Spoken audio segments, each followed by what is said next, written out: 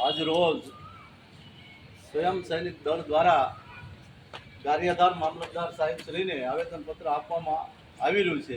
કે આજે આ ભારત દેશ ધર્મનિરક્ષક દેશ હોય, સર્વ ધર્મને સમાન રાખવાના હેતુ માટે આજે સ્વયં સૈનિક દળ દ્વારા મામલતદાર સાહેબ શ્રીને આવેદનપત્ર પાઠવી અને રજૂઆત કરવામાં આવે છે કે આજે દેશની અંદર સુખ, શાંતિ અને સમૃદ્ધિ અને તમામ ધર્મને ન્યાય મળે તેના હેતુ માટે આ આવેદનપત્ર આપવામાં આવી રહ્યું છે. તો આપના માધ્યમથી સરકારશ્રીને અમે એક રજૂઆત કરવા માગીએ છીએ કે તમામ ધર્મને ન્યાય મળે તેના માટે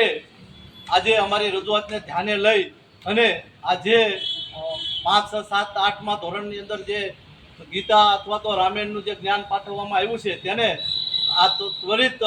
પરત ખેંચી અને સમાન ધર્મને ન્યાય આપવા અમારી નમ્ર રજૂઆત છે. જય ભીમ.